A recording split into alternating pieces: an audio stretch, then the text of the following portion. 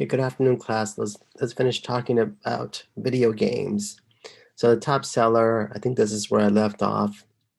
The top seller for video games was Call of Duty, Black Ops, Cold War. So again, the top seller in terms of physical video games was Call of Duty, Black Ops, Cold War.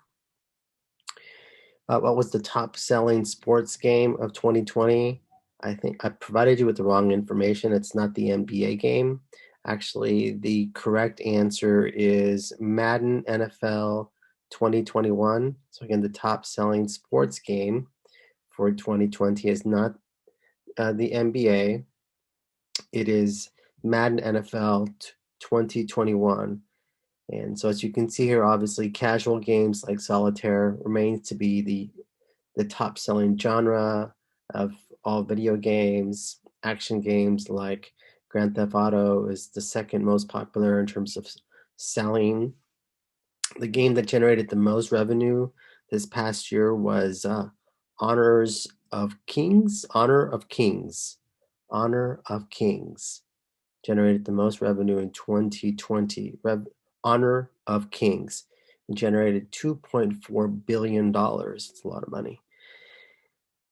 What was the top selling console? Not surprisingly, the Nintendo Switch was the top selling console for 2020.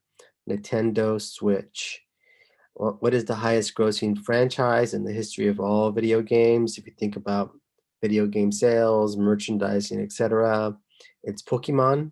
Pokemon is the highest grossing uh, franchise. It's generated over $100 billion. The top selling franchises in terms of number of units sold, it's Mario, all the various Mario games. So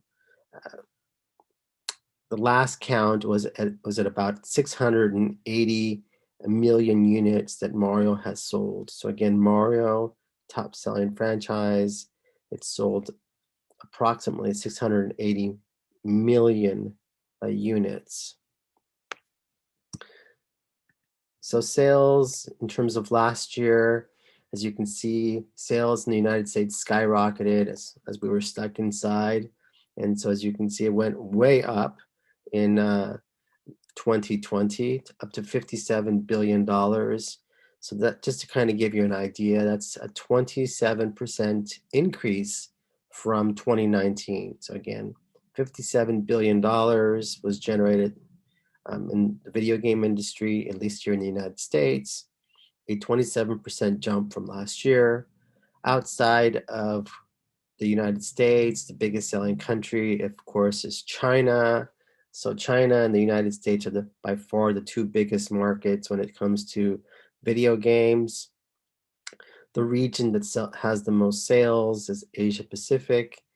And as you can see here, the most popular platforms, at least when it comes to adults playing, it's smartphones, followed by game consoles, and then followed by personal computers. So video games, and just in terms of sales now, we're just talking about the sales, the retail end of the video game industry. And so when we're talking about video game sales, consoles or personal computers, or we're talking about specifically console sales, accessories, online video games. So when I talk about video game sales, I'm talking about games that go in the consoles or for PCs, should be more clear, as well as console sales, accessories, online video game sales. So when it comes to the video game industry, just at the retail end, the company that generates the most money was Nintendo. So again, the top video game seller was Nintendo. It made $6.5 billion, which is about 9.8% of the market.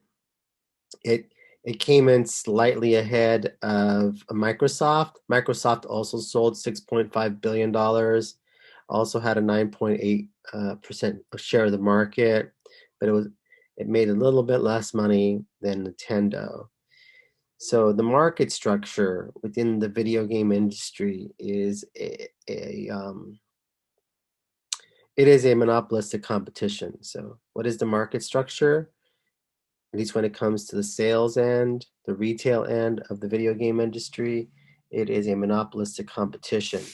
Because if you look at the top 4 companies in terms of selling video games, number 1, as I just pointed out, was Nintendo. Number 2 is Microsoft. Number 3 is Sony. And number 4 is Activision Blizzard. And all together, those 3 companies only make up about 30% of all the market share. So again, when you look at whether or not something's an oligopoly, one way of looking at it is you look at the top 4 companies, and if the top 4 companies generate more than 40% or encompass more than 40% of the market share, it is an oligopoly. If it's under 40%, then it's a monopolistic competition. So right now it's at about 30%, the top 4 companies.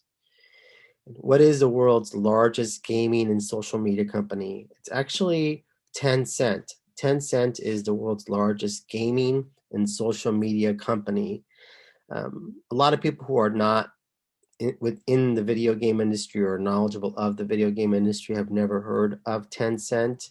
But if you are into video games, you may have heard of Tencent because they own companies like, for instance, Epic, which made Fortnite. They own or partially own Riot Games, which created League of Legends. They're also partial owners of a company like Activision Blizzard. So if you're not familiar with Tencent, here's a video about Tencent and about their owner.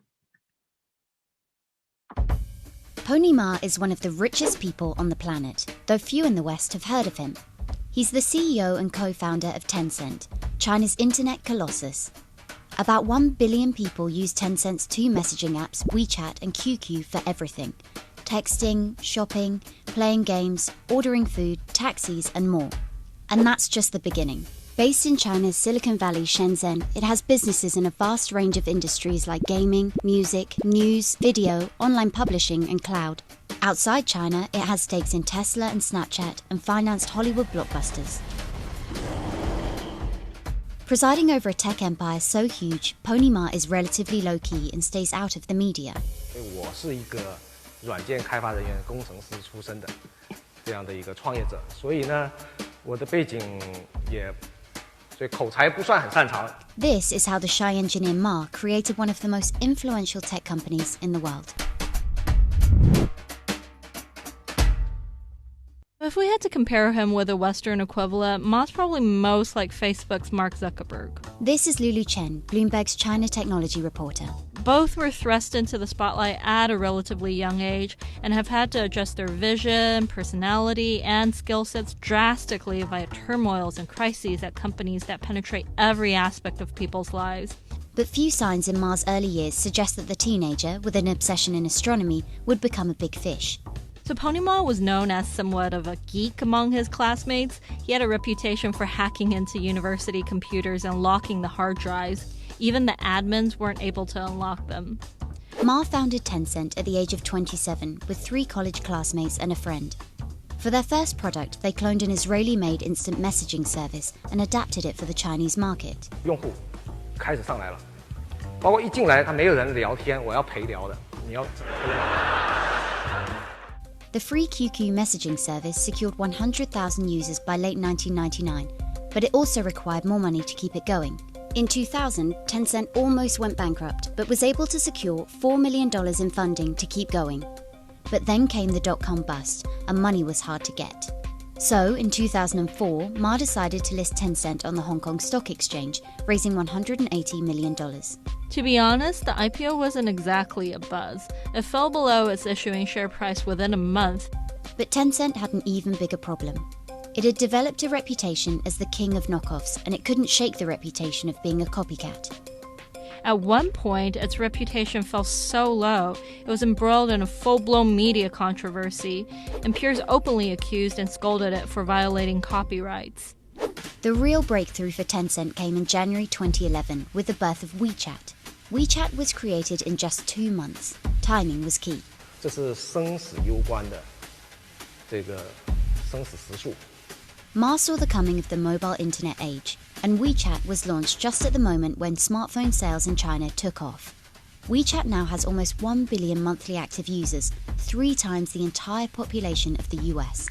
At first, the service only allowed users to send text messages like WhatsApp.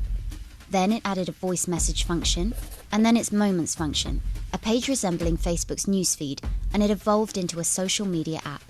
The most important breakthrough for WeChat came in 2014. That year, it introduced a feature that allowed users to send virtual red envelopes filled with money electronically, an age-old custom in China during the holidays and at special occasions. It became a hit. Users quickly started linking their bank accounts with WeChat's wallet. Now, WeChat is a force that even shakes traditional banks and financial institutions. You can almost pay everything through WeChat. It's also one of the main reasons China's becoming a cashless society. WeChat is hailed as a unique Chinese innovation, but many dissidents deem it a government surveillance app because it collects huge amount of data on users. For the Chinese ruling party, it's both appealing and daunting. It opens a window to understanding the psyche of the people they rule like never before. But they also are wary of a company like Tencent. That's why you see constant and regular crackdowns on them. Tencent has grown into a tech behemoth with a market capitalization of nearly $500 billion. With the success of WeChat, it was able to change from copycat to innovator. Pony Ma has also stepped out of his shell a lot. He's still low-key compared with other internet founders with flair, but you can also see him becoming a more vocal leader and strategist. Tencent has broken into markets like Southeast Asia and India, but it hasn't cracked the Western markets. Ma's ambition to become a global player might still be a tough road to take. There's some information about Tencent. Tencent, again, is trying to break into the US market by essentially using video games, right? This idea of essentially buying shares or buying parts of a video game company in the United States or buying a video game company in the United States. And so it's kind of a way of sort of getting its foot in the door with the US customers. We'll see if that succeeds moving forward. It'll be interesting to see what happens. So League of Legends series, it's the last thing I want to talk about in the video game industry. It's this game is just, it's gigantic. It's just skyrocketing in terms of popularity. And so it's developed by Riot Games. It's owned by Tencent, the company we just talked about. And the type of game that League of Legends is, essentially, it's called a MOBA. It's a MOBA game, MOBA, which essentially means multiplayer online battle arena. So multiplayer online battle arena, MOBA. And so that's the kind of game that it is. And essentially, if you played the game, and I've only watched it a couple times on television, so I'm not really 100% sure what you're supposed to do per se, but the goal essentially, just based on my reading and some of the programs that I've watched when showing this game as the two teams are competing with one another, essentially you want to destroy your opponent's nexus, or essentially their base headquarters. Essentially, that's what it is. And so the first opponent, if you're able to knock out your opponent's base or headquarters or nexus, you earn a point, and your team wins. And so this competition occurs amongst teams, obviously, because it's a multiplayer. And so it's a freemium model. So what type of model is it? It's freemium model, which essentially means it's given to you for free. It's free, but there's the freemium means that it's free, but if you want extras, right, you have to pay for it. So it is free until you want something extra from it. Like, so for instance, maybe a better weapon, for instance. And so really the game is just a freemium model with a lot of micro transactions. So again, freemium model with lots of of microtransactions. And there's about 100+ million active players that play on this game each month. And so it is generating lots of revenue. The League of Legends last year, just the League of Legends game, generated $1.75 billion off of its microtransactions, but that's just an insane amount of money. If you think about that, it's free. Then you also have lots of players, for 100 million active players playing each month, and each of these individuals are engaging in microtransactions, so they're spending a little bit, and so all that encompassed meant that it generated $1.75 billion in 2020.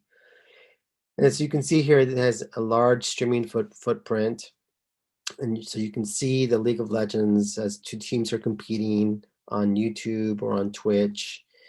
Riot Games also sponsors college teams and provides scholarships for players. And I think I mentioned to the class on Wednesday that I had a student who was starting a Cal State Fullerton League of Legends team. I'm not sure what happened to it, but he was trying to start it up. And so he was telling me that, Riot Games essentially helps to sponsor college teams throughout the country and gives scholarships to players. And essentially, Riot Games is trying to create a university circuit of League of Legends, apparently.